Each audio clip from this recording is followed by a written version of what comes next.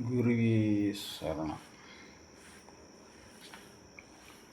கர்மாவை வெல்வதற்கான வழி என்ன? ஒரு செயலை செய்வது கர்ம வினையை உருவாக்கும். அந்த செயலின் மேம்பாட்டுக்குள்ளே இருப்பது பார்த்தீங்கன்னா கர்ம வினையாக உருவாகிறது.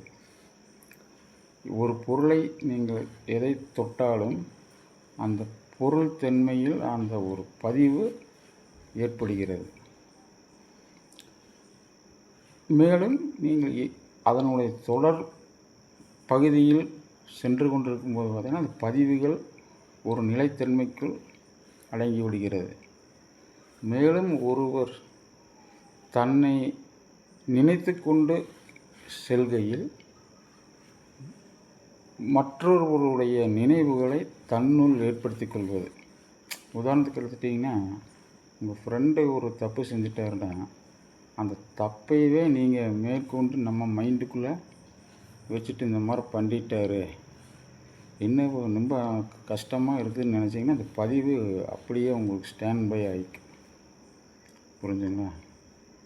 ஆனால் நீங்கள் அந்த பதிவிலிருந்து வெளியே வர்றதுக்கு என்னென்னா நீங்கள் யதார்த்தமாக எப்பவும் போல் நீங்கள் உங்கள் செயல்தன்மையில் இருந்தீங்கன்னா அது உங்களுக்கு அதுலேருந்து நீங்கள் வெளியே வந்துடலாம். அப்போ அந்த வினை யோகமாக மாறிடும். புரிஞ்சுங்களா? அப்போது நீங்கள் எந்த ஒரு செயல்பாட்டில் நின்றாலே நான் ஒரு வேலை செய்கிறேன்னு சொன்னீங்கன்னா நான் முட்டாள்தனமாக ஒரு வேலை செஞ்சுட்டேன், இல்லை கசப்பான தன்மைகள் போயிட்டேன் அப்படிங்கிறதெல்லாம் உங்கள் உள்தன்மையில் நீங்கள் மைண்டு நம்ப வச்சிடும்.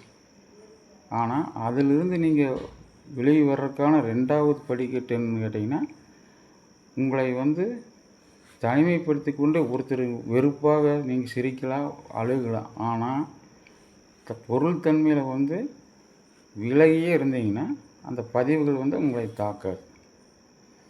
சரிங்களா? அதுதான் அந்த வினைப்பயனில் அது கர்ம வினையில்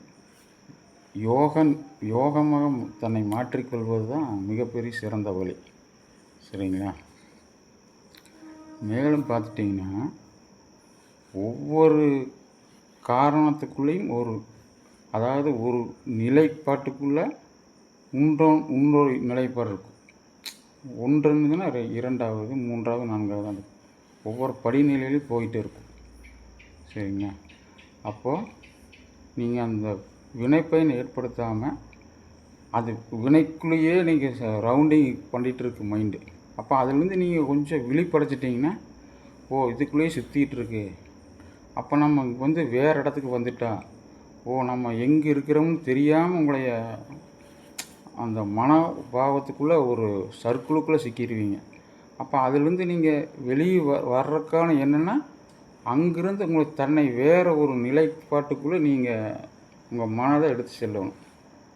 அப்போ வெளியே போயிட்டீங்கன்னா அது உங்களுக்கு அந்த மனநிலையிலேருந்து அது வேறுபட்டு. அப்போ என்ன உங்கள் உதாரணத்துக்கு பார்த்தீங்கன்னா நீங்கள் ஒரு கடைக்குள்ளே இருக்கிறீங்கன்னா அந்த கடையில் ஒரு பொருள் வாங்குறது உங்களுடைய உள்தன்மையோட வேலை. ஆனால் உங்கள் மனம் வேறு போயிடும். ஒரு டீ ஷாப்பில் அப்படின்னு போகும்போது நீங்கள் இதே மறந்துட்டு மெயின் நீங்கள் கடையில் என்ன பொருள் வாங்குறீங்களோ அதை வாங்கிட்டு 2வது தன்மை தான் உங்கள் டீ சாப்பிட்றது.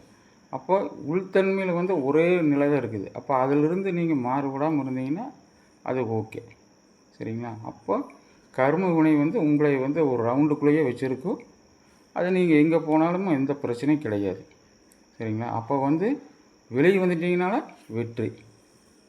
சரிங்களா? வணக்கம்.